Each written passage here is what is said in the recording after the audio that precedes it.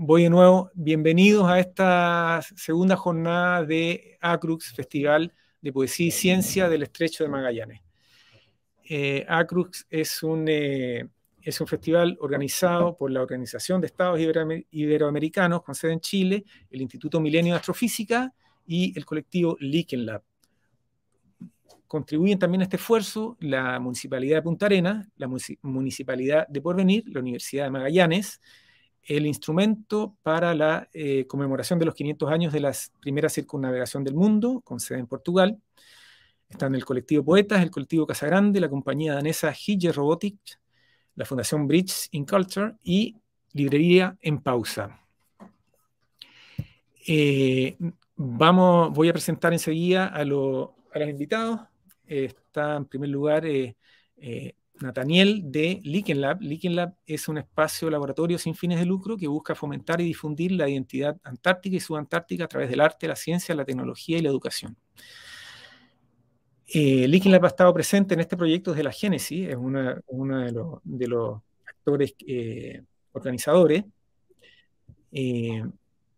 Está también Óscar Hernández Caballer.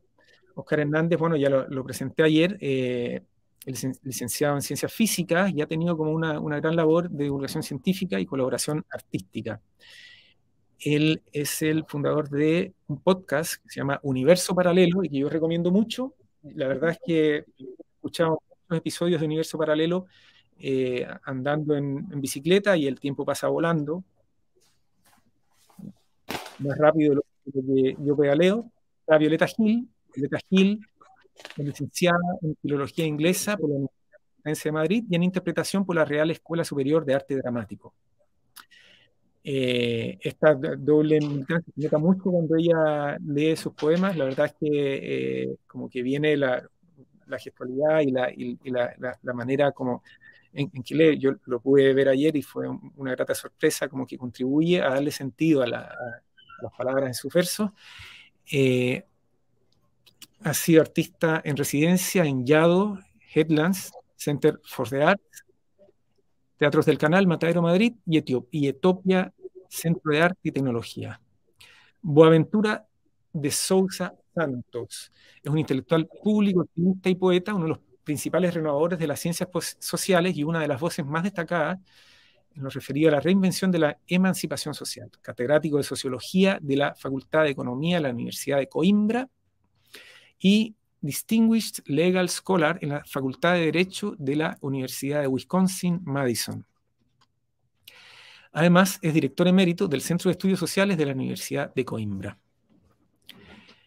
Entonces, ya estamos todos presentados y toca entonces ahora referirnos al tema de hoy. El tema de hoy, el conversatorio, vamos a hablar de fin de mundo, que en realidad fue un tema que tomamos del trabajo que hace Lichen Lab, ¿no?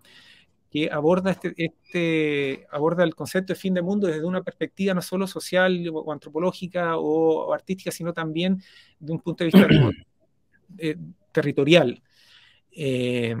Entonces, vamos a hablar aquí la humanidad frente a la crisis ambiental y los movimientos geopolíticos del siglo XXI.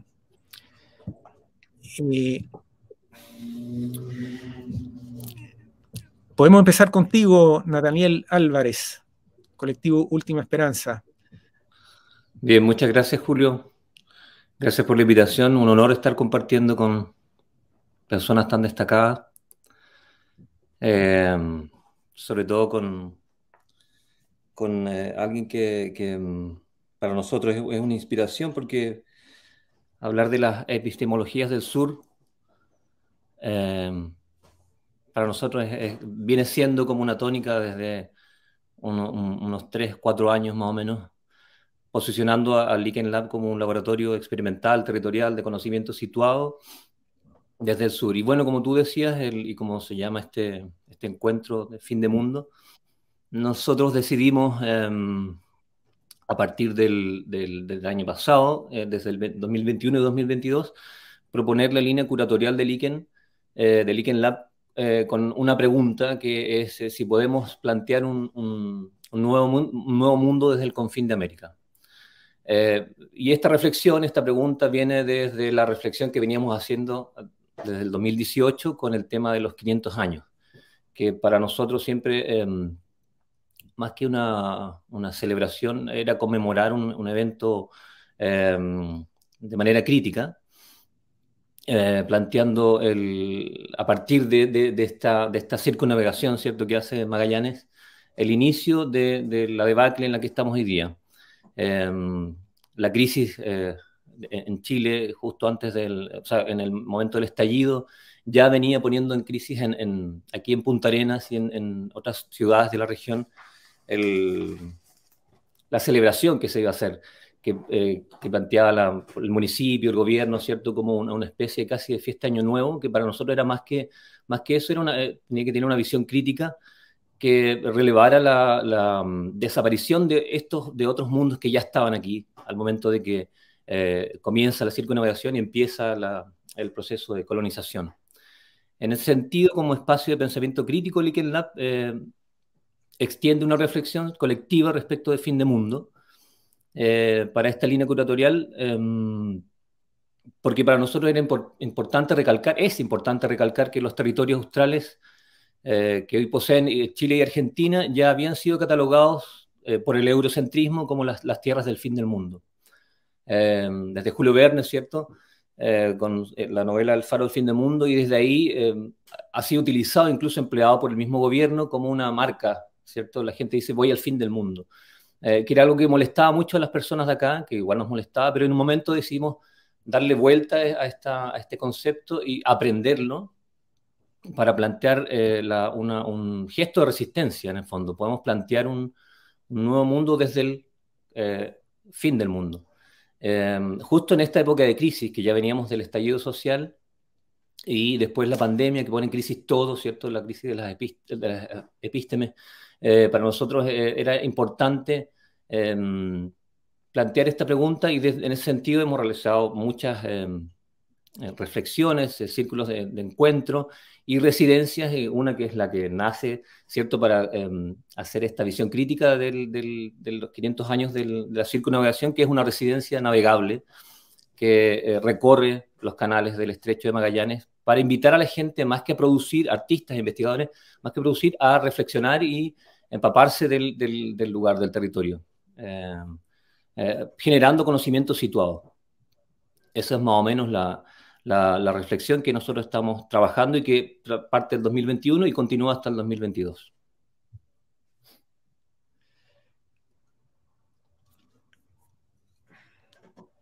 Oscar, ¿qué dice la ciencia del lugar donde estamos ahora? ¿Qué pasa con la crisis que estamos enfrentando?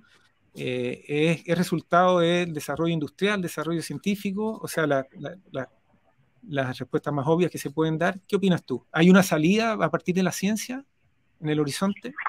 Claro, es que aquí hablamos del tema, bueno, primero nos hemos saludado antes primeramente en privado, ¿no? Un saludo a todos y muchas gracias por contar conmigo en esta mesa redonda. Y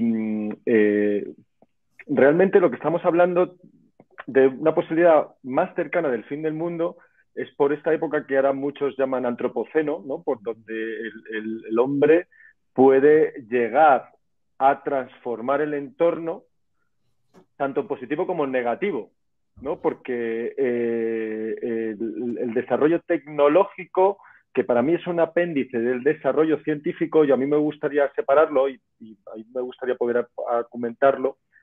El desarrollo tecnológico tiene cosas buenas y tiene pues esta posibilidad de cambiar el entorno, no solamente geográfico o natural o biológico, sino también político, ¿no?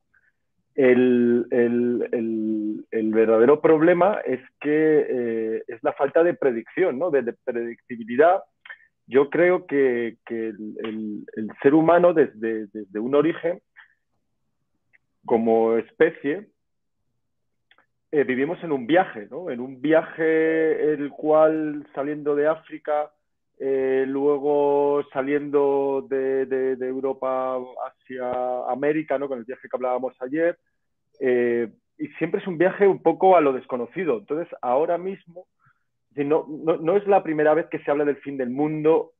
Hoy en día se ha hablado de fines del mundo con muchísimas épocas anteriores, épocas con muchísima más superstición que ahora, al menos en parte, ¿no? Sigue habiendo una parte de la sociedad muy supersticiosa, pero es decir, es difícil de decir, pero yo creo que esta situación actual se ha dado en otros momentos y que la ciencia lo que ha intentado es comprender, ¿no? Es un lenguaje que ayuda a comprender para poder sobrevivir, para poder ser más independiente de los cambios del entorno.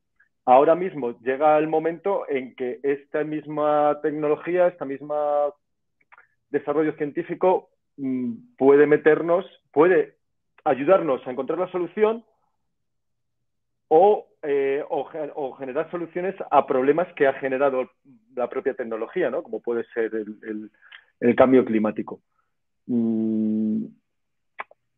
Yo simplemente como base inicial me gustaría un poco delimitar lo que es un poco la ciencia, ¿no? Para comprender la diferencia entre la ciencia y la tecnología, ¿no? La ciencia para mí es un verbo, ¿no? Siempre lo intentamos decir en nuestro universo paralelo, que es una manera de mirar, ¿no? Es una forma de mirar, pues, la más objetiva posible dentro de la imposibilidad de la objetividad absoluta, porque al final siempre son mecanismos creados por el ser humano para comprender, pero intenta ser lo más objetivo posible, lo más universal posible, ¿no? Lo que más englobe, ¿no? Que con unas pocas caracteres matemáticos puedes englobar hasta la energía de todo el universo, ¿no? Es decir, intenta ser lo más universal posible para poder reproducir y predecir e intenta evitar el error. Es decir, no quiere decir que no se equivoque, sino que huye de ese error confrontándolo y cuando hay un error, pues mira de otra manera, ¿no? Entonces, esto es un método que es una forma de actuar. Se puede hacer poesía en base a este método también, siendo lo más objetivo posible, intentando ser lo más universal posible e intentando eliminar el error ahí. El error en arte yo creo que no existe. Pero es decir, que ya viene eliminado. Pero la cuestión es que ese pensamiento es un pensamiento pues un poco inaugurado en el siglo XVII con Galileo, Newton, y es el que ha propiciado la capacidad de predicción, la capacidad de poder predecir eventos, pero para ser lo más independiente del devenir del tiempo. Y ahora mismo nos encontramos en una encrucijada, que es que este método ha generado una tecnología que nos está poniendo en aprietos. Somos 8.000 millones de personas y yo dudo que haya una visión global, porque los que usan esta tecnología no son los que generaron este método. No sé si me estoy explicando. Porque cuando yo veo muy próximo es decir, el fin del mundo cuando justo nos apartamos de lo que es la ciencia, no de la tecnología. La tecnología la podemos usar todos. Todo el mundo tenemos un móvil ahora mismo, bueno, mucha gente, millones de personas.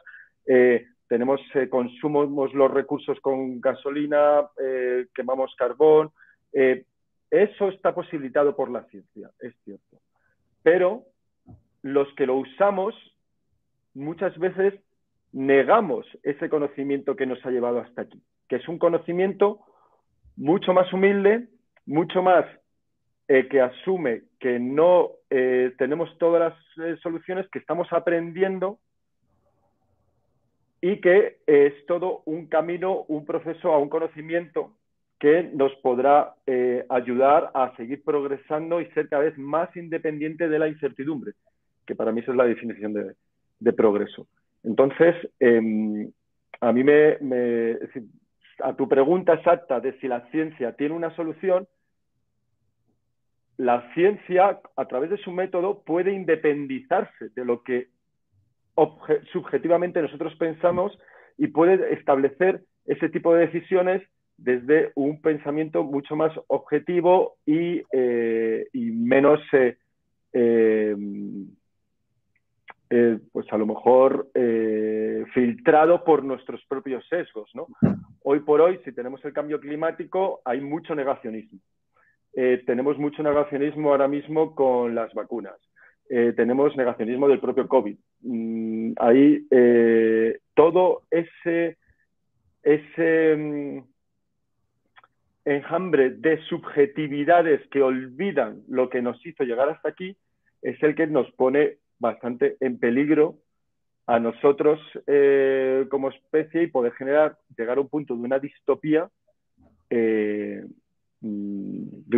global basada en la negación de pensamientos científicos, ¿no? O de filosofía científica que se ha llegado a comprobar. Buenísimo, Óscar. Vamos a volver sobre este punto. Boaventura de Sousa. Perdonen que me pegue estos saltos, ¿no? Pero Nathaniel planteó como la perspectiva de lo un poco latinoamericana, ¿no? Que existe acá en relación a la llegada de España y Portugal al continente. Entonces, quisiera saber, bueno, de todas maneras, el viaje, las consecuencias, cómo influye Magallanes en esta llegada, ¿no?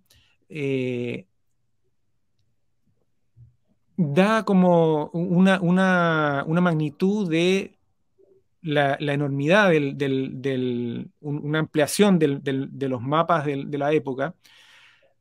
¿Cómo verías tú esto, el viaje de Magallanes en relación a su condición de ente propiciador de este avance de Europa sobre Latinoamérica? No se escucha.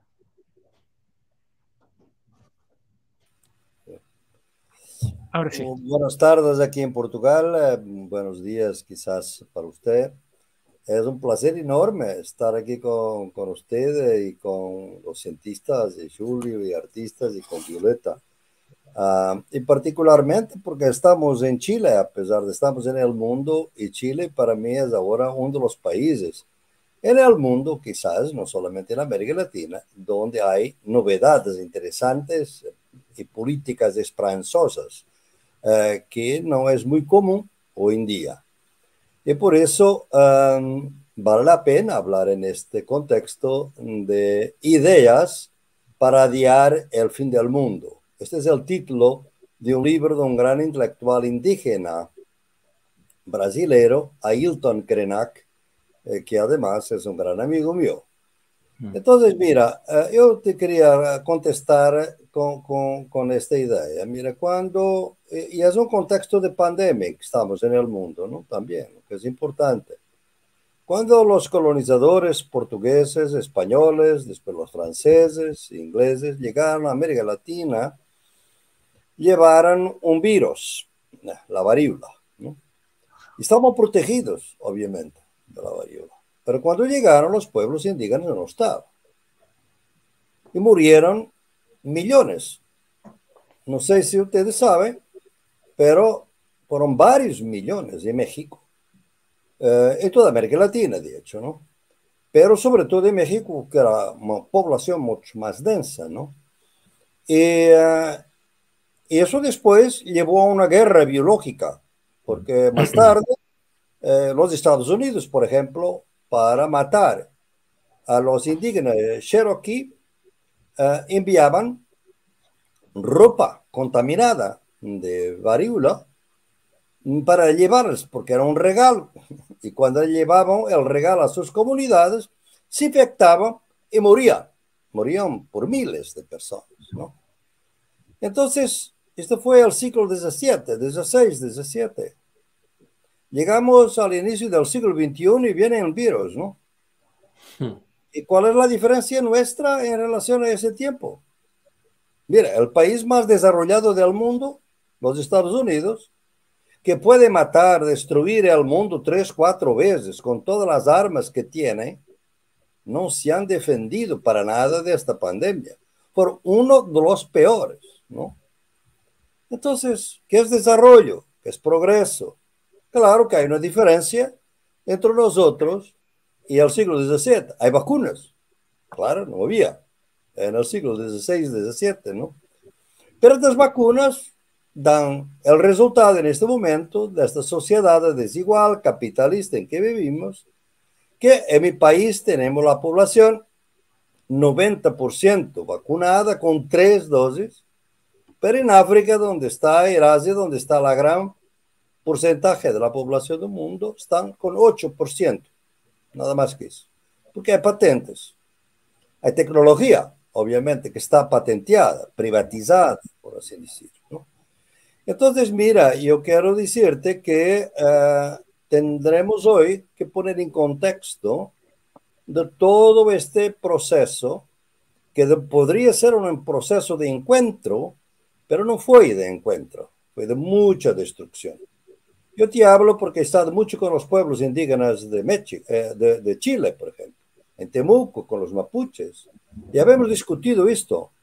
Yo pienso que nosotros tenemos que aprender con ellos ahora si queremos adiar el fin del mundo. Y por eso cuando Nathaniel habló de las epistemologías del sur, me sonrí porque es todo mi trabajo. Es sobre las epistemologías del sur. He publicado varios libros sobre eso, donde estamos exactamente para ver, no es nada anticiencia, para nada. Yo no tengo nada, yo soy un cientista social. Pero el problema es que la ciencia es un conocimiento válido, pero no es el único conocimiento válido. Hay otros conocimientos válidos. Yo si quiero ir a la luna necesito de ciencia, pero si yo quiero conocer la biodiversidad de la Amazonía, necesito el conocimiento indígena. Entonces, varios conocimientos para diferentes propósitos. Pero nosotros en ciencia no habemos sabido crear lo que llamo hoy ecologías de saberes. Diálogos intensos donde la ciencia y los conocimientos populares, indígenas, de mujeres, urbano, rural, campesinos, se pueden encontrar. Y todos pueden compartir algo para resolvernos nuestros problemas. Y te doy un ejemplo, Julio, y a ustedes. Mire, no es una cosa loca que nosotros somos 0.01% de la vida total del planeta. Fíjense, 0.01%. Y nos arrogamos a destruir el planeta. Me parece que esta pandemia nos está diciendo, la Madre Tierra nos está diciendo que realmente si ustedes siguen por este camino, probablemente el planeta puede seguir, pero la especie humana puede no subsistir. Entonces, aquí dejo mi aprendizaje con los pueblos indígenas, y que te debo decir, no es simplemente con ellos. Lo aprendí de las filosofías suprimidas, humilladas, de la propia Europa, del siglo XVII. Y termino así. La gran cuestión es esta. ¿Qué es la naturaleza? ¿Es la madre tierra? ¿O es esta naturaleza disponible, esta cosa que podemos destruir porque es nuestra, porque está a nuestra disposición? Es el concepto cartesiano de naturaleza, ¿no? Entonces el problema que tenemos por hoy es este. ¿La naturaleza nos pertenece o nosotros pertenecemos a la naturaleza? Mira, para nosotros todos cientistas, la naturaleza nos pertenece. Por los pueblos campesinos, indígenas del mundo, para la gente que no es cientista, ellos saben que pertenece a la naturaleza. Es muy curioso porque en el siglo XVII, un gran filósofo llamado Spinoza, un judío de ascendencia portuguesa, de hecho, que ya estaba ahí exiliado en Holanda, decía, qué tontería, esa distinción de Descartes entre cuerpo y alma, entre naturaleza y sociedad. Mira, la naturaleza es la fuente de la vida. Yo ni siquiera puedo pensar sin la naturaleza. ¿Por qué voy a decir que la naturaleza está separada de mí? Mira, o sea, tú ves aquí un pensamiento de un filósofo europeo que fue marginado. Tú sabes que se consideraba durante el siglo XVII, XVIII, en toda Europa, Spinoza era el diablo. Se consideraba que era el diablo, era diabólico, porque decía que la naturaleza era un centro de vida, ¿no? Hoy aprendemos una dura enseñanza que él tiene razón, como tienen razón los pueblos indígenas. Entonces hay que empezar una u otra epistemología, o sea, otro tipo de manera de ver el mundo, y en eso estamos, y muy próximamente voy a estar en la Universidad de Concepción exactamente para discutir con la gente todos estos temas. Me alegra muchísimo, obviamente. Por ahora, todo. Buenísimo. Violeta, tú eres la más joven aquí entre nosotros y seguramente nos vas a ayudar a entender un poco esto donde estamos, porque yo creo que todos vivimos una transición desde que tomábamos las fotos con unas cámaras y llevábamos los rollos a revelar y teníamos que esperar un par de días después a ir a buscar los rollos y de repente todo eso empezó a estar en un solo teléfono y esto de vernos en una pantalla, de hablar con una persona que está en una pantalla, estaba en los dibujos animados de los años 60, 70, ¿no? Estaban los supersónicos. Y uno lo veía, incluso en los 80, uno veía esos dibujos animados y decía, wow, esto sí que es avance tecnológico, ¿no? Pero claro, era parte de la ciencia ficción. ¿Cómo ves tú ahora? ¿Hacia dónde crees tú que nos vamos a mover en términos de tecnología? ¿Qué es lo que viene? ¿Vamos a encender cigarrillos con un celular? A lo mejor ¿qué vamos a hacer? Ya se están imprimiendo, hace un tiempo ya se podía imprimir, se podía mandar por mail archivos para imprimir objetos de resina. Entonces, incluso se puede hacer con armas de fuego que se pueden imprimir en 3D. Entonces uno puede mandar el código y después el receptor lo agarra y tiene un arma. También inventaron los gatos hipoalergénicos por allá por 2007. La carne artificial de cerdo la inventaron también por ahí por el 2007, 2009, lo que es una gran noticia, una buena noticia para los cerdos, me imagino. Ahora la producción industrial de eso todavía sale muy cara a nivel comercial, pero en algún momento me imagino yo que vamos a comer sándwich de carne de cerdo sintética. ¿Cómo te ves tú en este escenario, Violeta? Me pones mucha responsabilidad, Julio, con este tema de la edad. En realidad creo que no hay tantísima diferencia entre nosotras. Además, cuando yo nací en un pueblo muy pequeño, como de 150 habitantes, hasta ya una edad avanzada no fui a vivir a la ciudad. Entonces, siento que todo esto que has contado me resulta completamente cercano. O sea, yo también llevaba los carretes a revelar, también tenía que esperar a que salieran las fotos. Pero bueno, oyéndote hablar pensaba como, sí, hay algo evidentemente de la edad y de qué nos podemos hacer cargo cada uno, ¿no? en este momento que nos está tocando vivir. Y me acordaba de que siendo todavía bastante más joven, en la segunda obra de teatro que hice con mi compañía, que se llamó Años 90 nacimos para ser estrellas, acabábamos la obra con una cosa que nosotros llamábamos las profecías. Y era un texto bien largo que yo creo que escribíamos siendo jóvenes, pero siento que en un sentido éramos como más viejos de lo que soy ahora, como que teníamos un sentido más catastrofista de la vida, ¿no? Y lo he traído hoy porque digo, creo que va como bastante al caso del tema del fin del mundo.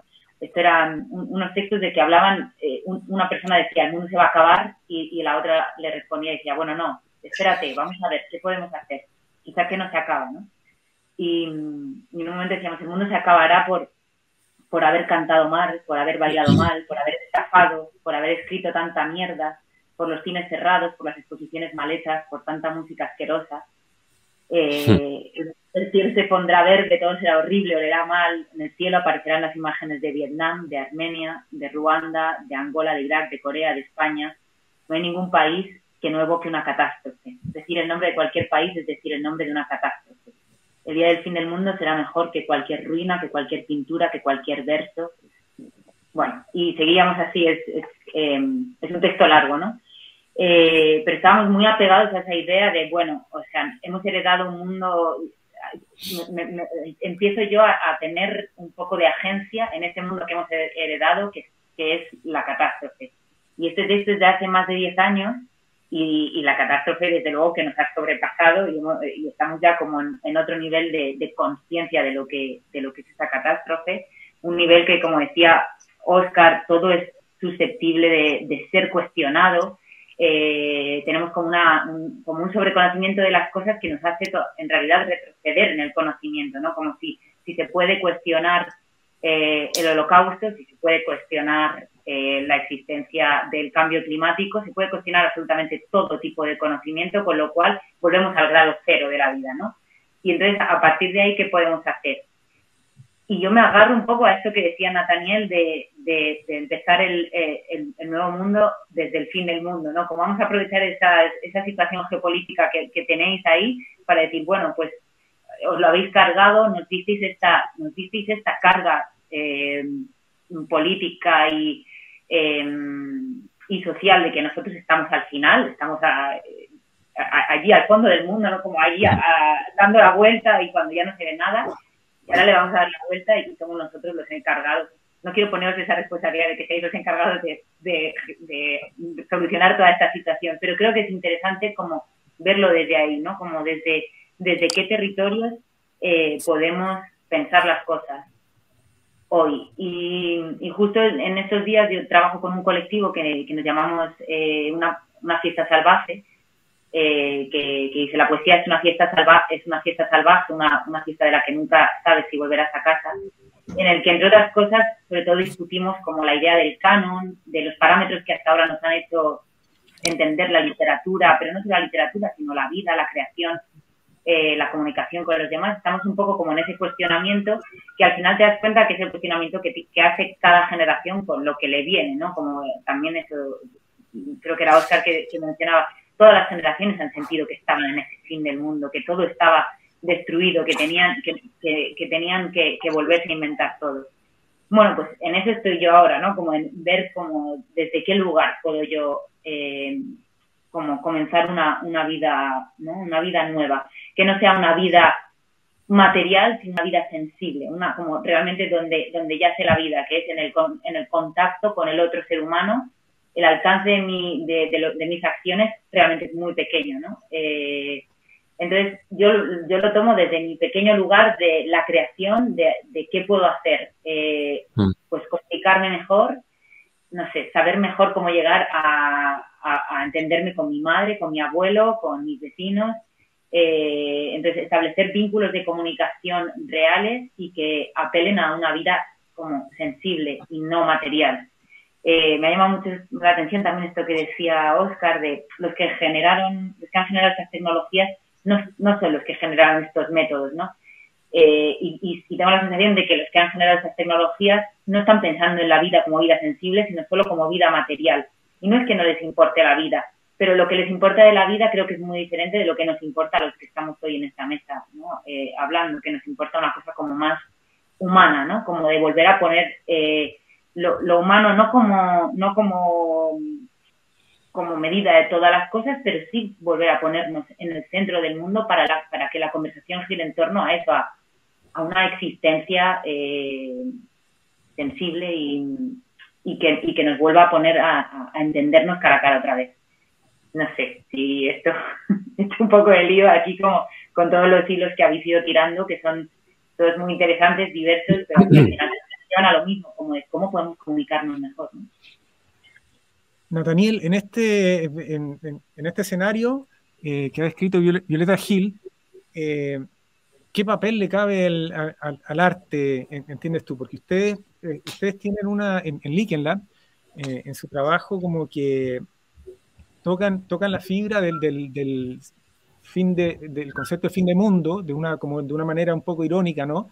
Citándolo como desde la perspectiva que se ve desde afuera, este punto geográfico, pero lo hacen en un lenguaje como muy sofisticado desde el punto de vista tecnológico, porque ustedes hacen unas proyecciones en la vía pública y que son como, es un lenguaje también, no solo desde el punto de vista tecnológico, sino también desde el punto de vista audiovisual, ¿no? Que es como decía yo, como sofisticado, incluso como extravagante, un poco cuando se le pone en contra, como se pone en tensión con los lugares donde ustedes hacen estas proyecciones. Sí. ¿Qué hace el arte? ¿Qué le toca al arte en este escenario? Sí, bueno, primero que quería hacer un alcance porque para nosotros Epistemologías del Sur del maestro Boaventura es un referente.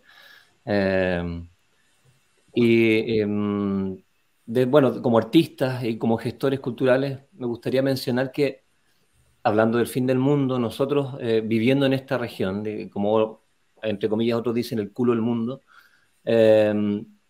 siempre hemos estado en crisis. Entonces, siempre hemos tenido nos hemos visto en la emergencia de generar espacios y de generar encuentros para sobrevivir. Retomando y yendo más atrás, el fin del mundo aquí ya fue en un momento, ¿cierto? Fue el fin del mundo para los Selknam, para la comunidad Cahuéscar, para las primeras naciones que habitaron este lugar con la llegada del etnocentrismo, ¿cierto? Y la llegada del colonialismo.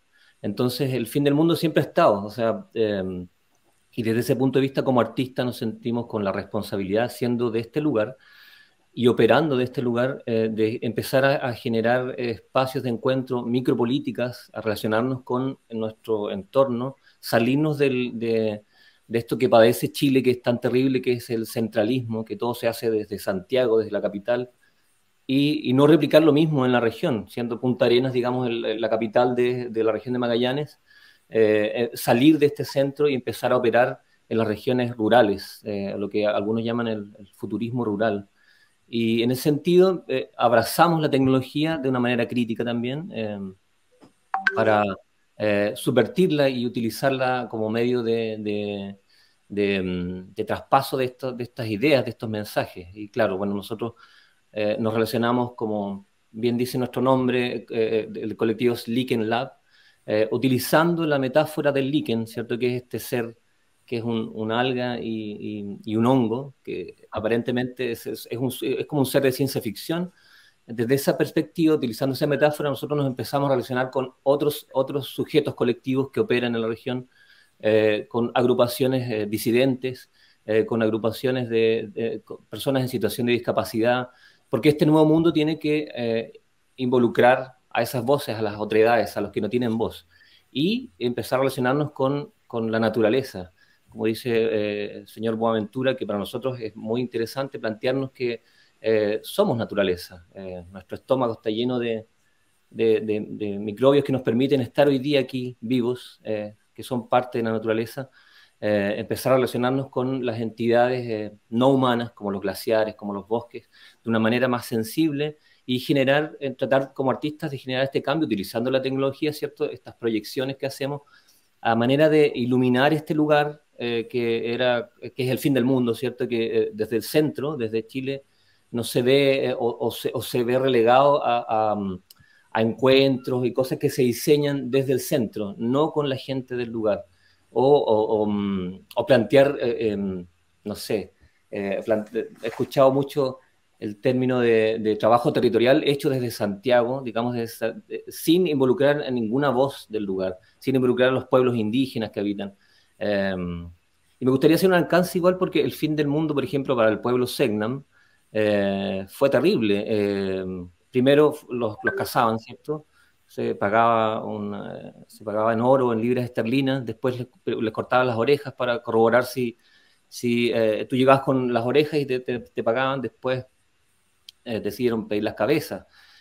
Y luego de eso vino el tema de la ropa. Me llamó mucho la atención lo que mencionaba Boaventura, que es evidentemente los campamentos de concentración trajeron ropa de regalo para los Selknam, que finalmente terminaron diezmando el pueblo, pero hubo un grupo de resistencia que hoy día, en este fin de mundo, está peleando para ser reconocido, los Selknam hoy día como un pueblo vivo.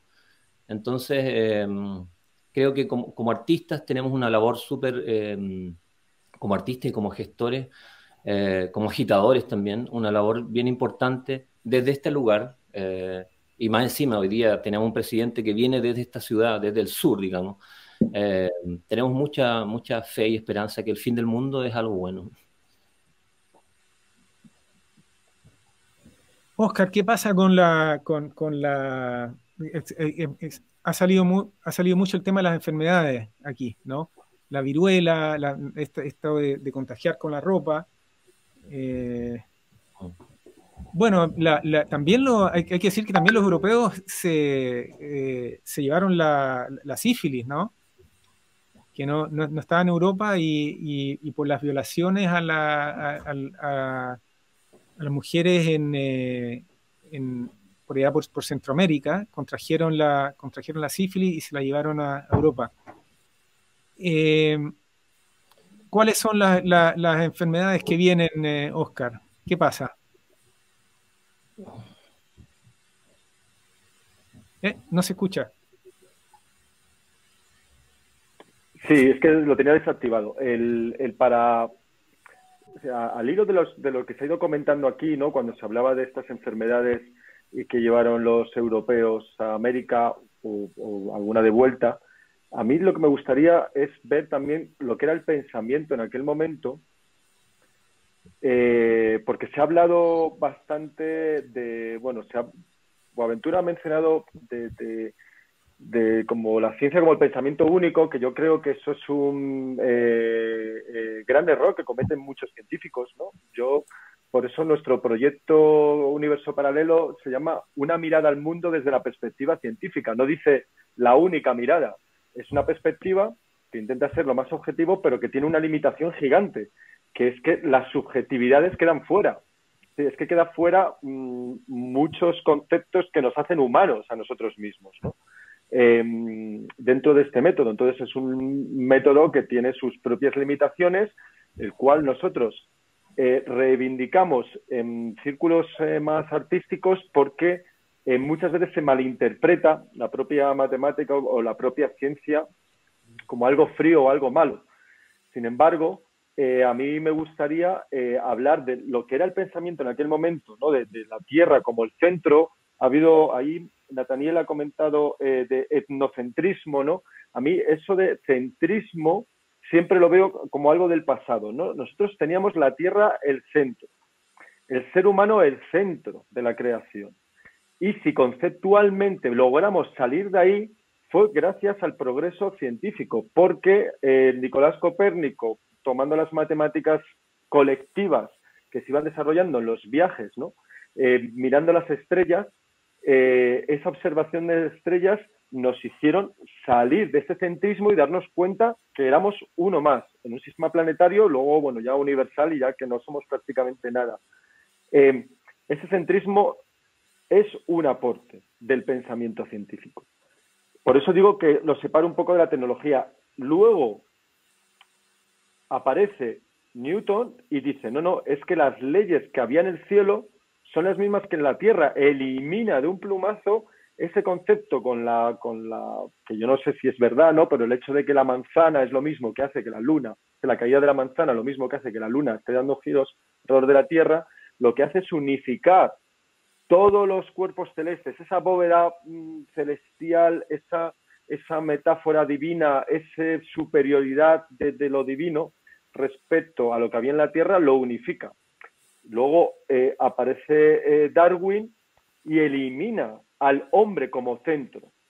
Ahí elimina el antropocentrismo como creación y de ahí se deriva el etnocentrismo. Y eso, de que ya no es que solo seamos una especie y que no seamos pues que haya mejores o peores o los indígenas que hay que culturalizarlos y que los indígenas podemos hacer todo eso que era el pensamiento de aquella época, lo rompe el paradigma científico y más allá, sino que elimina al hombre del centro de la creación. Entonces ahí eso da fruto también a Spinoza que, bueno, es un filósofo que yo no sabía que había sido denostado en aquella época, pero hoy por hoy sí que está bastante recuperado, al menos en círculos científicos también, cuando habla de la naturaleza, ¿no? Como nuestro Dios, ¿no? Yo no creo que él fuera creyente, sinceramente, yo creo que él hablaba de que si creemos en algo creador protector es esa naturaleza. Entonces, a la pregunta de si la naturaleza nos pertenece es una pregunta que hay que hacerle al capitalismo, es decir, no a la ciencia, ¿no? Porque la ciencia en su desarrollo se ha dado cuenta que partimos todos de lo mismo, partimos todos de unas bacterias, ¿no? De unas bacterias que encima eran inmortales, porque ahora que hablamos del fin del mundo, siempre se dice que la muerte es una consecuencia de la vida. Es decir, la muerte es una consecuencia de que la vida se generó por unas bacterias eucariotas que tenían que dividirse y morir. Pero hay muchos ejemplos de vida sin muerte, no conscientes que conozcamos, ¿no? Pero como que no todo lo que es vida debe morir. Y cuando al inicio también hablaba Nathaniel de lo que podía molestar al principio, lo del concepto del fin del mundo, ¿no? Que lo entiendo. Aquí en España teníamos el primer fin del mundo, que era Finisterre, ¿no? Que era donde acababa el mundo, donde posiblemente nos caeríamos. Eso viene también de una visión centrista, antropocentrista, europeocentrista, diciendo, bueno, el fin del mundo, entonces podíamos ser nosotros. Estamos en una bóveda, es decir, en una circunferencia, con lo cual todos esos centrismos, no exclusivamente, pero los ha ido eliminando la ciencia. Luego, el contar para conocimiento de la naturaleza a los pueblos indígenas, no todo este comportamiento amerindio. Hay unos libros ahora interesantes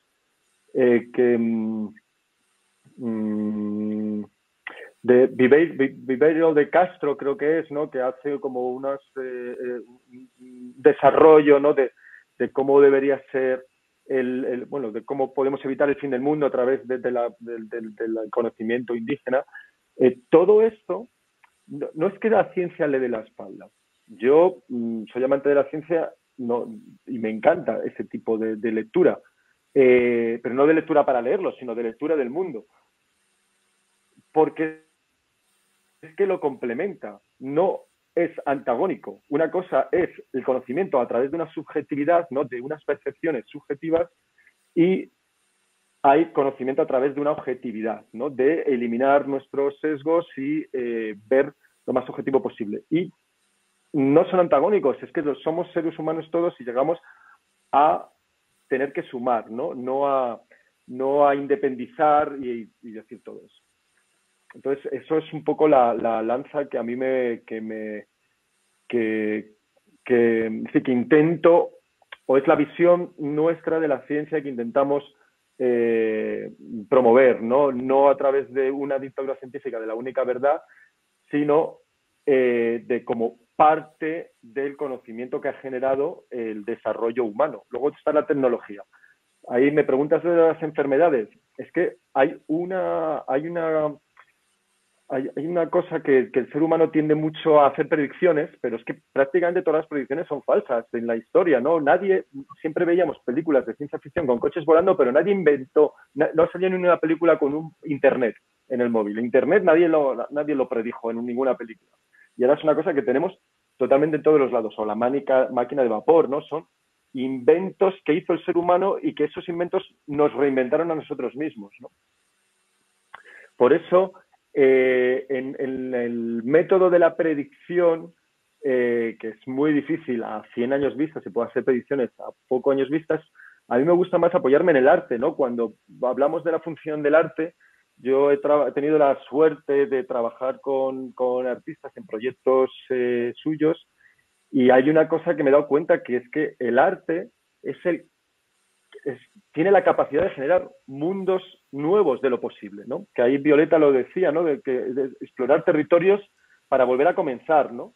Ese cuestionamiento de los paradigmas heredados que hizo la ciencia respecto a la Tierra plana o respecto a la Tierra en el centro del universo o el hombre, ahora mismo el arte es quien puede generar eso. pero es difícil imaginar un mundo en el cual no has tenido noticia de él, ¿no? Entonces, ahí con eso termino, si la posibilidad de predicción creo que está más o de imaginar una solución a este nuevo mundo que ojalá venga desde una catarsis, estará más en el arte que en la ciencia. Bueno, estábamos hablando sobre posibles soluciones, pero yo quiero preguntarle a Boaventura de Sousa. Nosotros aquí en Chile acabamos de tener elecciones presidenciales y hubo un candidato que obtuvo el 44% de la votación, cuyo programa de gobierno planteaba como textualmente que la naturaleza debía pagar por su derecho a existir, y que también como que veía de una manera planteaba como que rodear los entornos naturales, convertirlos en parques que pudieran ser visitados y pagando entrada, una visión así como que parece como bastante ingenua a nosotros, pero que tuvo una alta votación. Entonces, en este escenario, como desde el punto de vista de la sociología, ¿es posible, es imaginable algún camino para, digamos, para evitar el colapso, o estamos condenados ya? No, no estás condenado, Julio. De ninguna manera. Soy un optimista trágico. O sea, hay dificultades, pero hay que resistir, porque hay mucha gente que no puede ser pesimista. Tú puedes ser, yo puedo ser pesimista, pero tanta gente que come hoy, pero no sabe si tiene comida para la familia mañana. Esa gente no puede ser pesimista, tiene que luchar para estar vivo, ¿no? Entonces no hay que ser optimista. El problema es que, como entramos un poquito en diálogo, como Violeta, ¿sabes, Violeta? Yo pienso que las épocas son distintas por una cuestión. Hay épocas en que nosotros parece que estamos al inicio de alguna cosa. Por ejemplo, al inicio del siglo XX, por ejemplo, con la Revolución Rusa, ¿cuál era el gran tema? El hombre nuevo. No se decía persona nueva, ¿no? Entonces, era muy machista, ¿no? Pero el hombre nuevo, o sea, la idea de la gente, y había miles de discusiones sobre cómo va a ser el hombre nuevo. Y mucha arte, toda arte de los constructivistas rusos, por ejemplo, riquísima en eso, ¿no?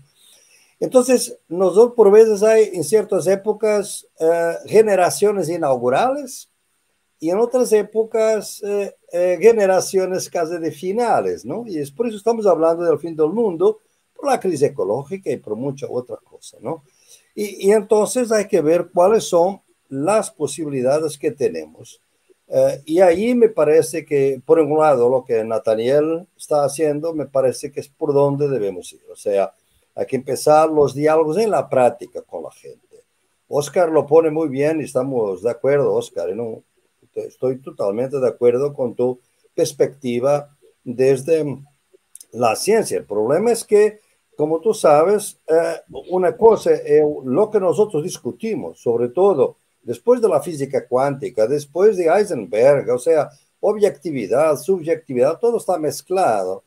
Pero después en la práctica concreta de la tecnología, todo se subverte, ¿no? No estamos en un tiempo donde realmente hablamos en contra del antropoceno, pero ve lo que Julio lo hablaba con la impresión a 3 dimensiones, con la inteligencia artificial. O sea, es realmente una ubris, un exceso, digamos, de poder tecnológico que va a ser obviamente muy desigual y que puede destruir muchas cosas. Entonces, ¿dónde está la esperanza? La esperanza está en la lucha de la gente y en el proceso que nosotros, como artistas, como cientistas, como políticos, podemos compartir esas luchas en diferentes niveles.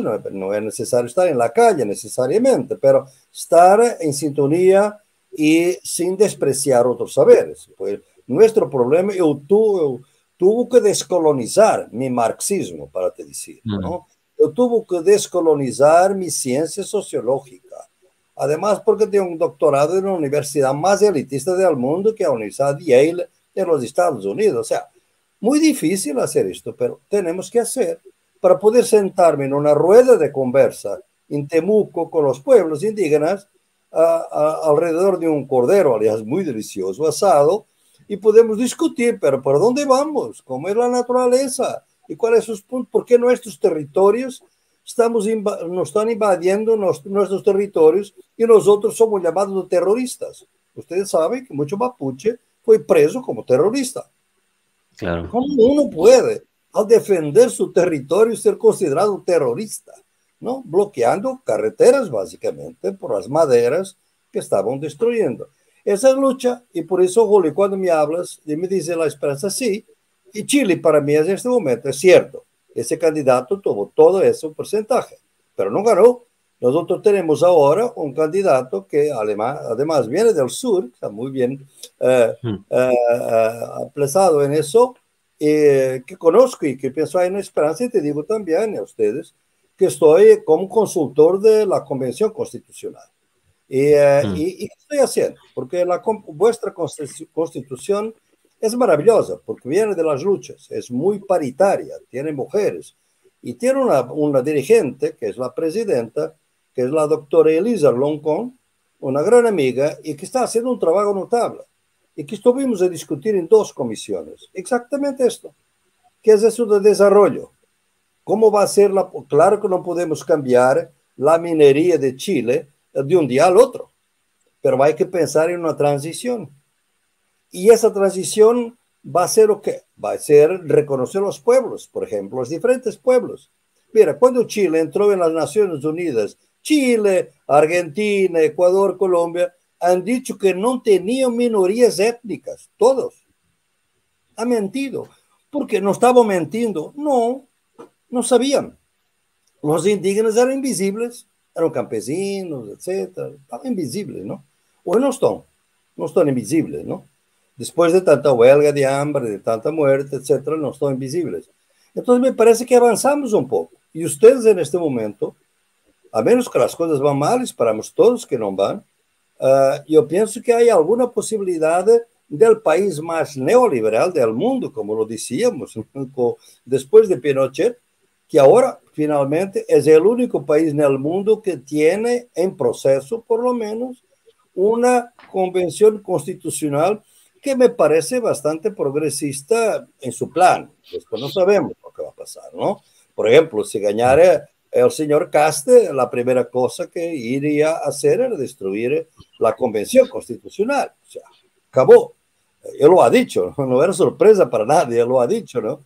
Entonces, me parece que siempre la innovación, Julio, es al borde del caos. O sea, puede pasar si uno gana las elecciones y otro no gana, no sabemos nunca, ¿no? Pero me parece que es por ahí que debemos encontrar la esperanza, es en el contacto, en este tipo de diálogos, y sobre todo con el arte. También, como Oscar lo decía, mire, hoy en día, ¿cuál es el ventaja? Y con esto termino, de los artistas. Sabes que los artistas, para mí mi experiencia, claro, y como Violeta lo decía muy bien, lo primero que hacemos, en este caso, en mi caso, desde las epistemologías del sur, es que hay que cambiar el canon, que cuenta como arte, ¿no? Entonces, por ejemplo, ahora estamos en una lucha muy interesante en Colombia con un estallido que surgió en Cali, como fue en Chile también en 2019, y la gente produce arte colectiva.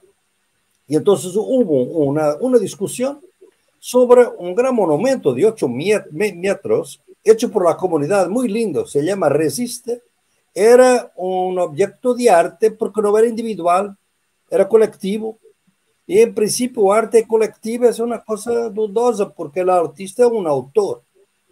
Mira, hay que cambiar el canon del arte también, porque los artistas ven mejor las exclusiones sociales que nosotros. Eso me parece, yo lo he mirado, si tú miras, mira, yo por ejemplo he comparado en mi trabajo las protestas de la extrema derecha, porque lamentablemente hay muchas hoy en el mundo, y las protestas de, digamos, de gente popular, de izquierda, si quieren. Las de izquierda son muy coloridas, tienen muchos colores, tienen arte, tienen canciones. Normalmente las de extrema derecha es blanco y negro, o sea, no tiene color. O sea, una sensibilidad distinta a los colores y al arte que me parece interesante de seguir. Por eso hay esperanza, sí, pero va a ser difícil, claro.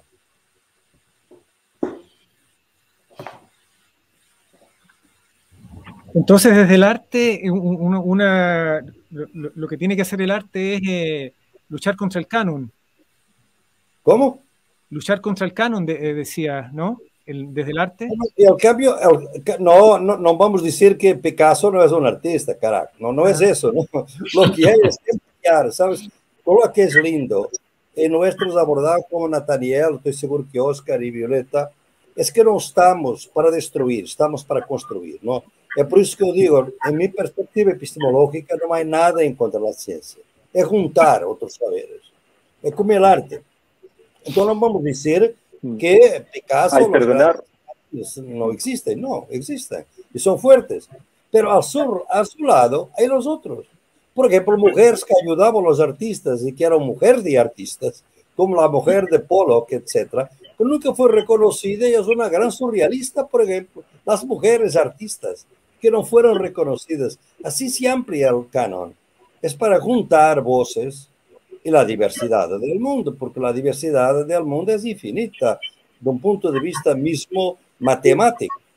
Y por eso, Oscar lo entendería bien, la idea del tercero no excluido. O sea, hay una versión holística que es mucho más grande que el conocimiento mecanicista de la tecnología.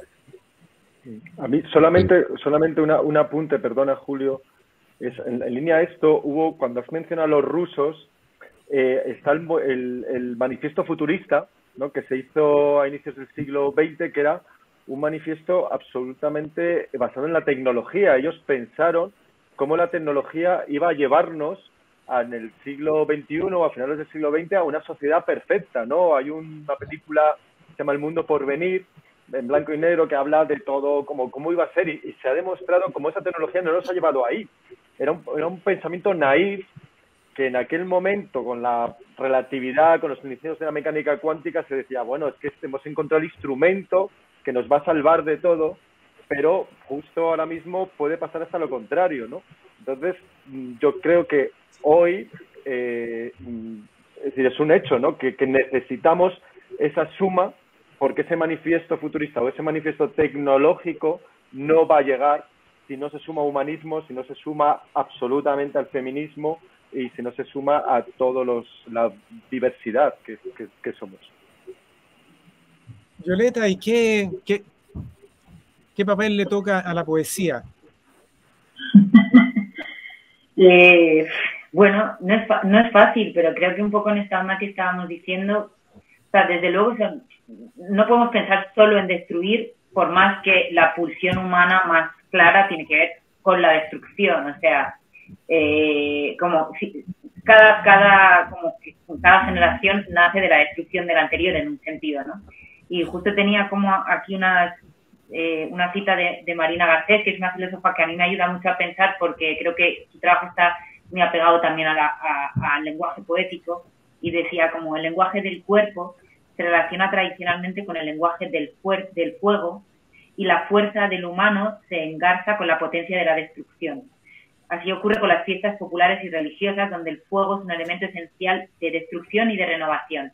Entonces, es verdad que no podemos pensar solo en destruir, pero que es inevitable pensar que de la destrucción, o sea, que el mito del ave fénix no es baladí. O sea, evidentemente hay una fuerza que emerge del fuego, del quemar, y de que unas brasas luego dan lugar a otras cosas, ¿no? Igual unas brasas dan lugar a ese asado que podíamos compartir con Boaventura y que mencionaba antes. O sea, de esas brasas sí hay posibilidad de renacimiento, ¿no?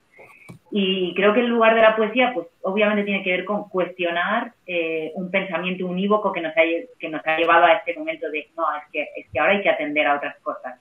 Es que el canon no nos sirve, no es que tengamos que mandar a la mierda el canon me sirve para pensar, pero necesito que ese canon se amplíe, que abra otras vías, a otros lugares, no solo al feminismo, no solo a la lucha antirracista, sino a muchas otras individualidades que han sido absolutamente negadas a lo largo de la historia, porque ese centrismo nos había llevado a que hubiera un pensamiento único, que ya se está cuestionando desde hace también siglos. O sea, que en realidad estamos cuestionándonos continuamente, pero creo que es verdad que el nivel como de comunicación y como conocimiento que tenemos ahora quizás sí hace posible, pararnos un poco y atender a otras individualidades que estaban completamente invisibilizadas, ¿no?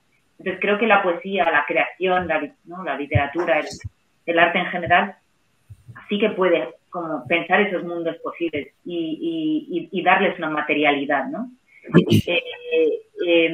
Porque estamos en un momento en que el conocimiento nos lleva de pronto a desapegarnos absolutamente de quiénes somos.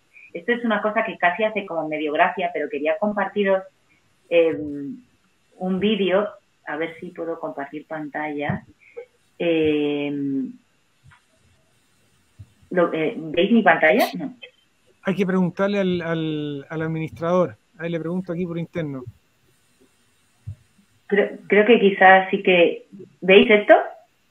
A ver. No. Todavía no se ve nada.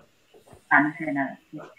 Bueno, quizás os lo describo como que no hace falta tampoco ver el vídeo. Es un vídeo publicado en Twitter recientemente con el tsunami que hubo en Tonga, en el que se ve a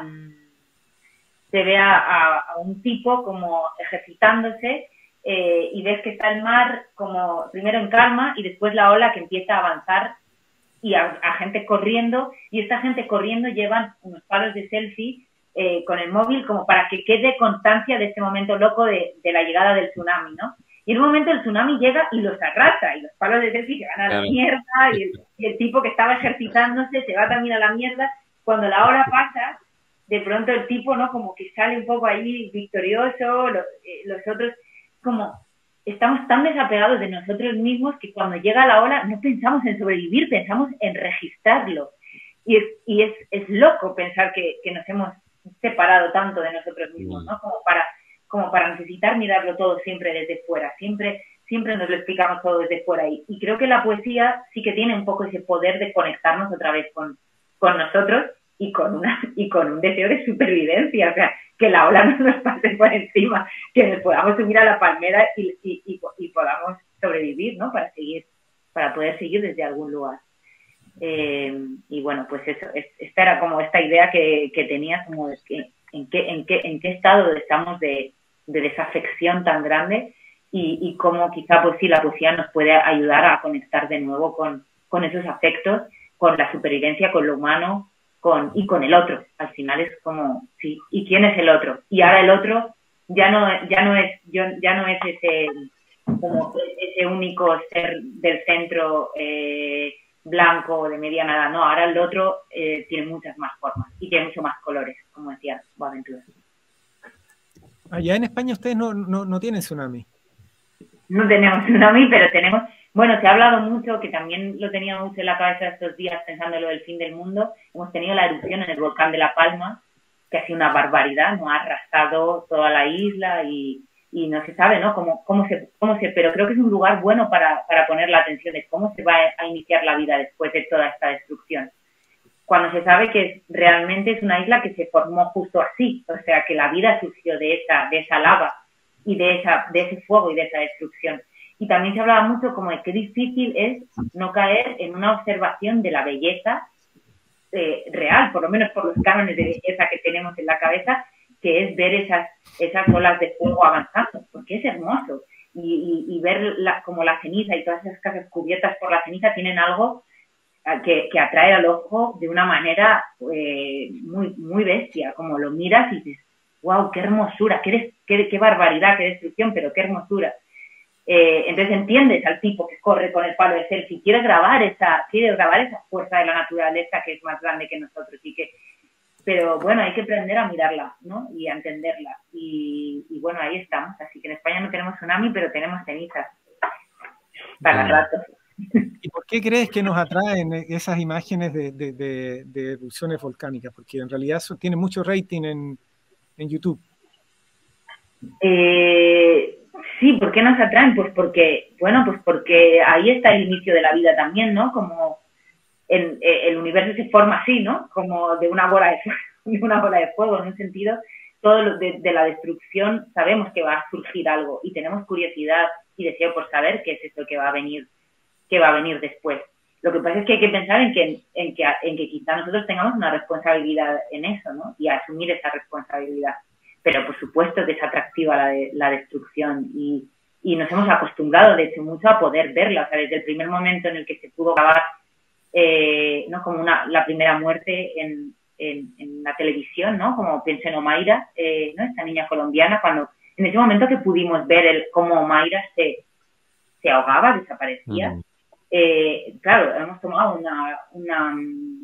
una visión también desafectada de lo que es la destrucción. Y por eso pienso que hay que buscar otra vez esa afección.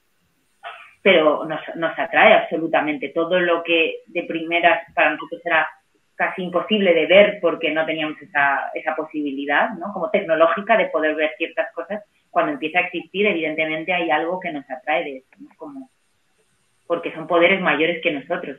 Porque tienen que ver con haber creído en Dios, con haber creído, ¿no? Como en cosas más grandes y más inexplicables que nosotros. Y bueno, a ver, Nathaniel, ¿hay algo que a ti te gustaría preguntarle a Boaventura de Sousa? Bueno, son muchas cosas. Pero más que nada, no solamente a Boaventura, sino que a todos los que estamos aquí, me gustaría preguntarles cómo se han estado ellos acá en este lugar por donde navegó Hernando de Magallanes, o cómo se lo imaginan. ¿Quién parte?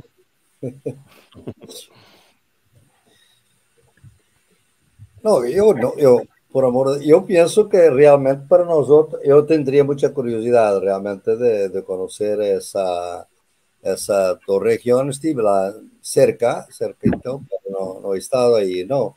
Hay algo de mítico en esto, porque es realmente una transferencia, es como Finisterra de otra manera, es Finisagua, claro. Finistierra, es Finisagua, pero es la misma cosa, ¿no? Y realmente tenemos que ver que durante la Edad Media, Europa, Península Ibérica, o sea, Portugal y España, era el fin del mundo para los chinos, para los indianos, para los árabes, porque era un canto de Europa, una cosa la menos desarrollada del mundo. Lo que llamamos hoy la Eurasia, que es esta mezcla, esta gran masa de tierra que va desde Portugal hasta China, ¿no?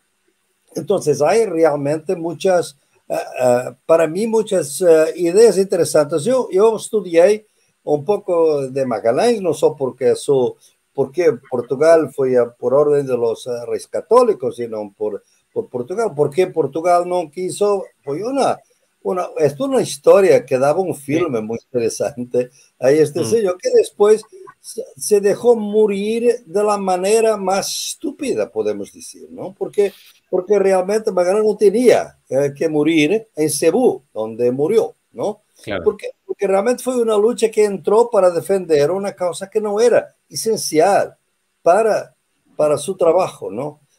Esto, por ejemplo, es una cosa ¿por qué un hombre con tanta calidad, con tanta visión, al mismo tiempo es capaz de una estupidez, digamos, de una leviandad de este tipo, ¿no? Y que llevó, por ejemplo, cuando Coleridge escribe ese gran poema sobre el viejo marinero, yo pienso que es el albatros. Yo pienso que está pensando en Magalhães, porque es realmente, nosotros en Portugal decimos Magalhães, ¿no? Magalhães, ¿por qué? Por eso, por esa idea que es un exceso que después oculta una debilidad. No es una debilidad ética, es tanta fuerza de hacer tanta cosa que piensa que no puede morir. Era una batalla, había muy sencilla, fue muerto de una manera muy simple, ¿no? ¿Cómo es posible?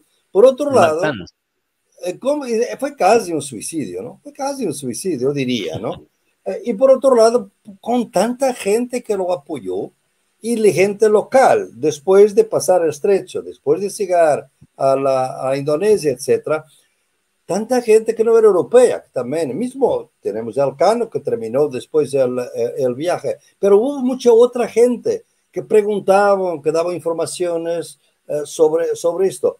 Pues tendremos que saber que este mar no fue navegado por la primera vez por Magallanes, ¿no?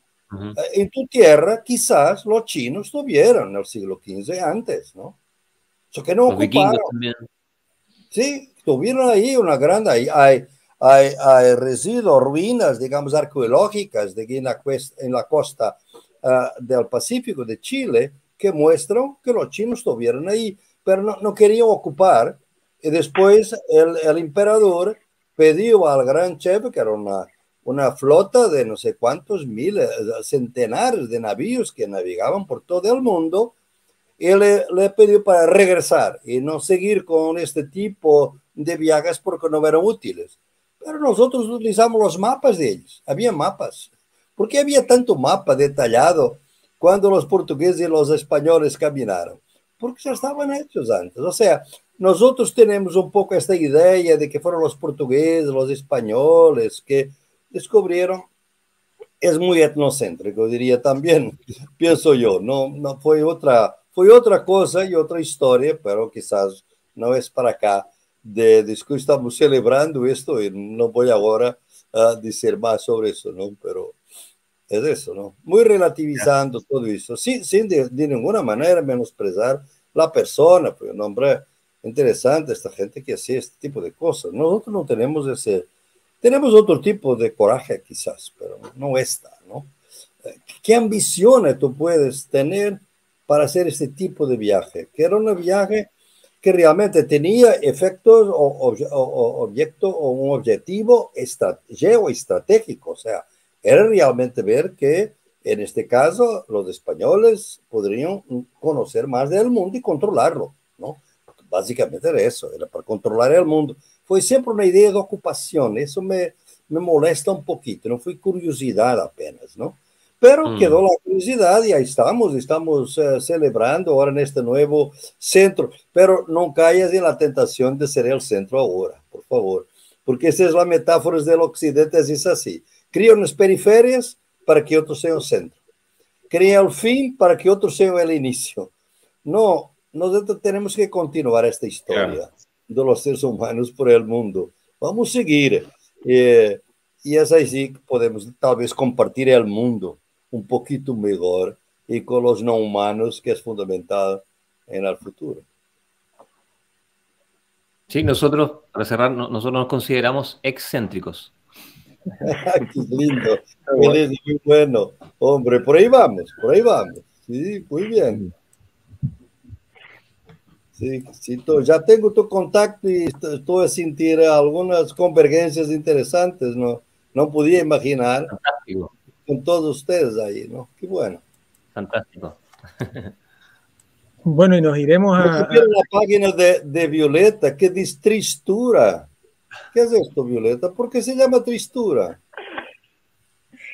Bueno, es una historia larga, ya nos la contaremos. ¿Estás pesimista? ¿Eres pesimista?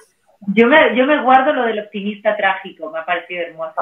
Está bien, me guarda eso, que es bueno ser optimista trágico. Pero para mí la tristura es como una tristeza energética, es una buena tristeza. ¿Ah, sí? Tienes que enseñarnos. Bueno, ¿qué viajes vienen ahora? Nos iremos a encontrar también, nos irá a pasar como con Magallanes, que encontramos una manera de ir más lejos y nos encontramos con otras personas en otros lados. Y no nos matamos, es importante. Es que para mí el segundo, es muy difícil poner primero o segundo, pero un viaje equivalente a Magallanes fue el hombre en la luna. Y hoy, si hablamos de viajes de más allá, pues será Marte, ¿no? Colonizar. No digo que sea la solución, ¿no? Porque es una solución muy catastrofista, eso es como que ya aquí no sirve. Pero los siguientes viajes parece que van hacia afuera.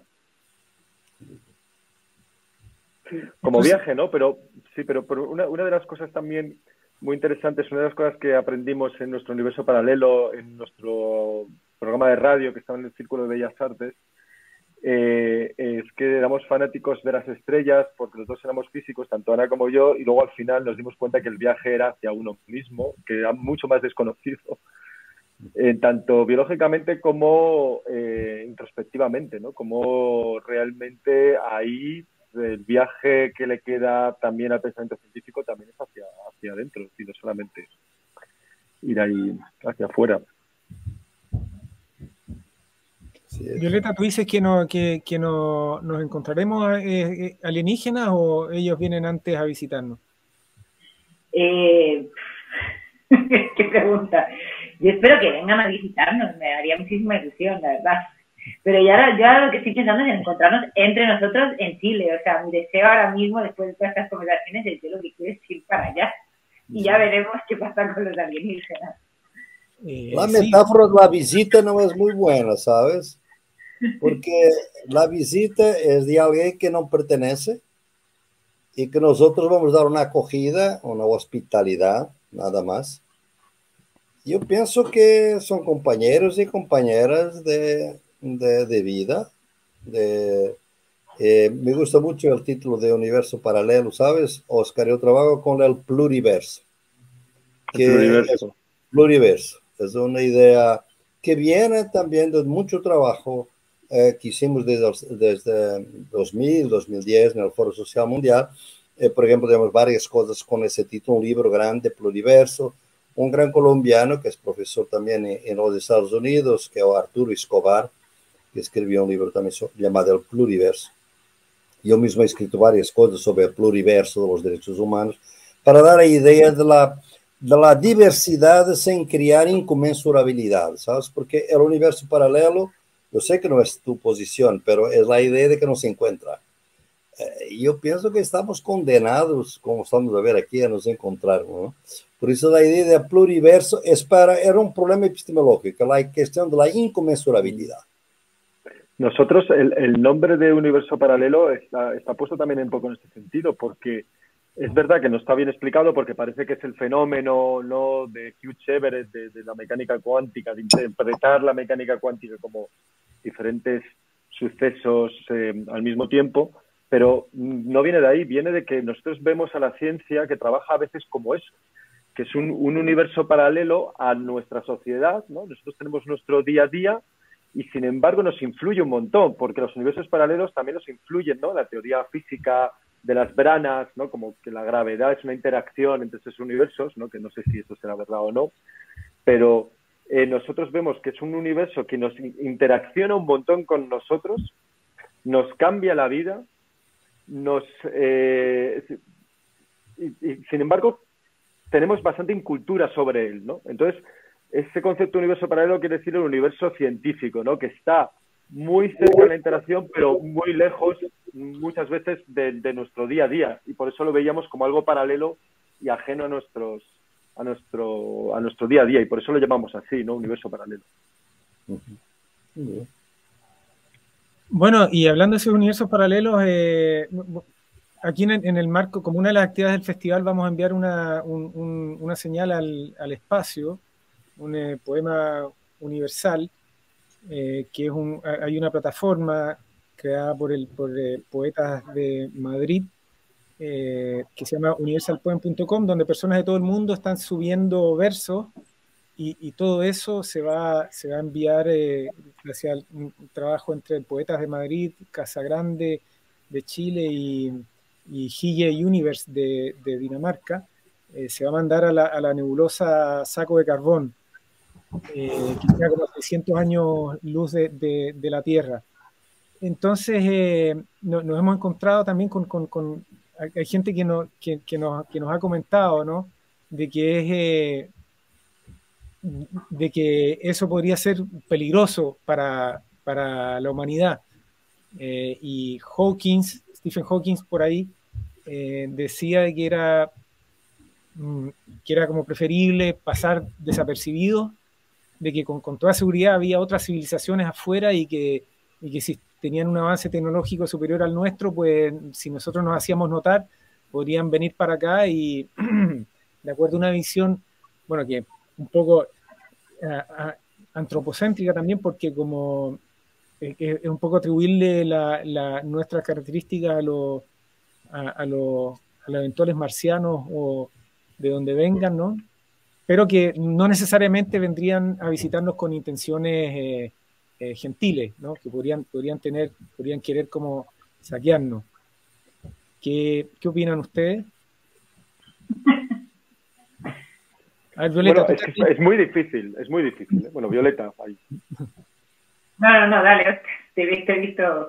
No, digo, es que hay, no sé si conocéis la ecuación de Drake, ¿no? Que es más allá de una ecuación, es como un razonamiento lógico de si es posible contactar y que nos vengan a visitar.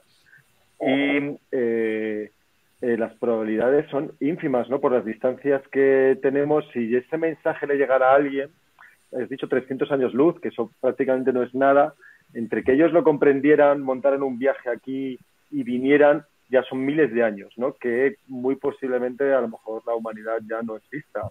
Entonces ya no solo es que alguien sea capaz de venir, sino que estés en el tiempo adecuado de ese desarrollo tecnológico, ¿no? Porque como ese desarrollo tecnológico muchas veces se está viendo que las sociedades con más desarrollo tecnológico tienen menos descendencia, ¿no? Y es como, hay un, es decir, es muy difícil en 13.800 millones de años, ¿no? de la edad del universo, que es algo inimaginable, contactar con alguien que te pueda comprender y que pueda venir en el mismo tiempo es muy difícil. Es mucho más probable que haya vida, seguro, yo creo que es seguro en el universo, pero que contactemos, ahí es yo no veo que estéis tomando un riesgo mandando el poema. Yo creo que es algo muy bonito y no carece de riesgo.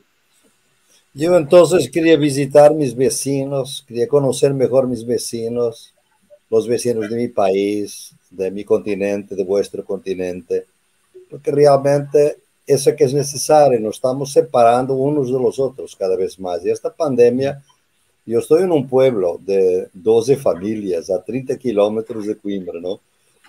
Y mais ley, no sé, Violeta dice que está en un pueblo también, para me defender, como mucha otra gente, ¿no? Sabemos hoy en día que Boccaccio escribió el Decameron porque se fue de Florencia, ¿no? Sus papás se quedaron en la ciudad y murieron con la peste, con la pandemia, ¿no? Y él se fue a un pueblo para escribir. Muchos de nosotros somos privilegiados de quedarnos en la casa. Hay mucha gente que no puede. Tiene que entregar comida, tiene que entrar a trabajar en la calle, etcétera, etcétera, ¿no? Pero quería conocer mejor. Yo pienso que estamos en un mundo de extraños cada vez más. Las relaciones entre nosotros son, por eso se mata. Mira, estoy en un continente donde probablemente vamos a tener una guerra en Ucrania, que es una cosa, después de 70 millones de muertos, hace 70 años, este continente puede sufrir una otra guerra. Qué tontería, qué estupidez que se cañó con esto, ¿no? Pero es el imperialismo, son las luchas de poder, donde los europeos ya no valen para nada. Es una lucha entre China, los Estados Unidos, etc. Y eso a mí es lo que me molesta más. Estamos en una cultura de guerra, no de paz. Y por eso es tan importante estos encuentros con este tipo de dualidad holística que es poesía y ciencia, por supuesto, ¿no? Y ya por ahí, yo le recomiendo, estoy seguro que Oscar lo conoce, por ejemplo, el discurso maravilloso que Albert Einstein dirigió al Congreso de Intelectuales Antifascistas en 1948. Es un texto absolutamente fundamental para entender cómo nosotros tendremos que ser humildes y buscar que nuestra ciencia había pasado Hiroshima y Nagasaki, ¿no? Y Albert Einstein se sentía de alguna manera responsable, no lo era.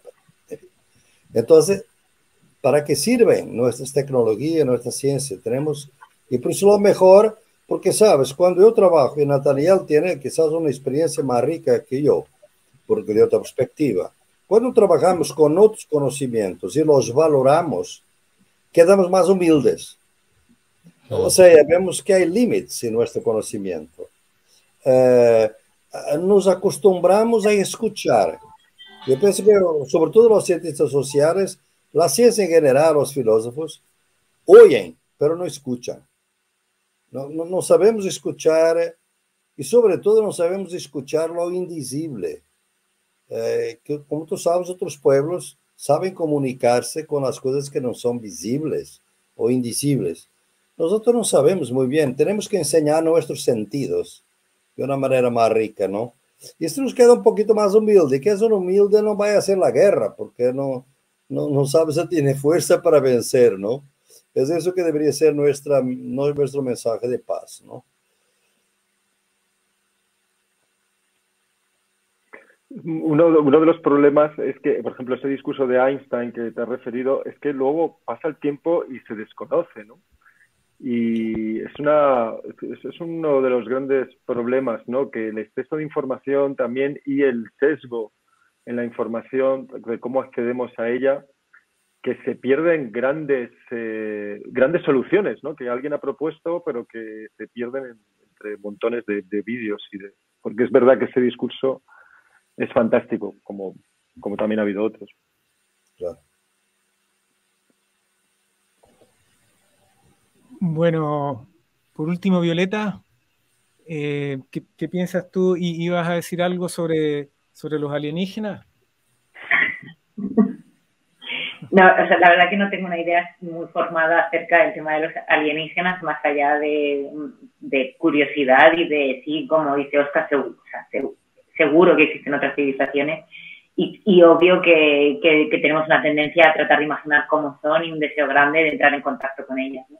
Pero creo que en este momento, no sé, seguimos siendo bastante alienígenas unos de otros, ¿no? En esta vida que llevamos y como decía Boaventura, creo que sí que es un momento para en realidad llamar al encuentro, a volver al encuentro, creo que es básico y que justo además la tendencia, ¿no? que prima ahora mismo tiene que ver con encerrarse en casa, no solamente para protegerse de todo lo extraño, que lo extraño es el virus, pero lo extraño al final acaba siendo el otro, ¿no? La individualidad del otro. Y ahí es donde yo veo un peligro muy grande, así que creo que hay que, ¿no? Como que hay que volver a abrir los cuartos y salir a la calle.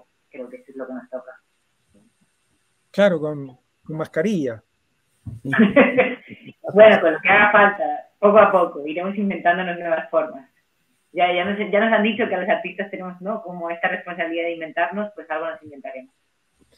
Sí, bueno, no sé por qué se me apareció en la mente que el estereotipo de alienígena, que cómo ha ido variando con el curso del tiempo, ¿no? Que al principio era como con antenas y ahora después como que se ha ido tomando formas más complejas ahora. Ya para terminar, porque ya viene ahora la lectura de poesía, pero ¿cómo se imaginan los alienígenas? Pueden ser organismos como microscópicos, como en algún momento se pensó que había en Marte. Esos serían organismos, serían alienígenas, eventualmente. Nathaniel tiene una idea clara de las alienígenas, te lo he visto. No lo sé, bueno, pienso en esa figura del alienígena, cómo tiene que haber sido para las primeras naciones cuando ven llegar estos barcos, ¿cierto? Estas naves con personas con armaduras, tiene que haber sido una experiencia bien rara. Cuando pienso en alienígenas me gusta pensar en buscar las figuras aquí en la Tierra, el líquen, por ejemplo, y esta conexión gigantesca que existe bajo tierra entre los árboles y los líquenes. Ese es un ser que es el ser más grande de la Tierra, creo yo, vivo, que es una red de conexión súper compleja. Para mí eso es alienígena. Para mí eso me vuela la cabeza, o sea, como la manera en que se pueden comunicar los árboles, ¿cierto? A través de la colaboración con otra entidad vegetal, media mutante, es fascinante. Y creo que de eso tenemos que aprender nosotros para empezar a relacionarnos con los otros, a salir, como decía Boaventura. Tengo un saludo, voy a salir del guión un poquito de mi compañera Sandra Ulloa, quien es muy fan de Boaventura, entonces me encargó que le enviara un saludo. Dicho eso, creo que tenemos que salir, ¿cierto? Y relacionarnos con mascarilla, como sea, pero el relacionarnos va a hacer que este nuevo mundo que podamos plantear desde el fin del mundo sea otro, más esperanzador, y en el cual, sí, hablando del canon igual, yo creo que para nosotros nos gusta trabajar como la idea de lo colectivo, ¿cierto? No el artista solo, no Nathaniel Álvarez, el artista romántico que se va, sino que es es un grupo, un colectivo. Creo que por ahí va la cosa igual. No sé, eso. Bueno, muchas gracias, muchas gracias. Ha estado muy buena la conversación. Nos preparamos ahora a dar paso a la lectura de poesía y nada, pues les agradezco mucho haber estado acá. Por suerte el video va a quedar online para que se pueda ver muchas veces.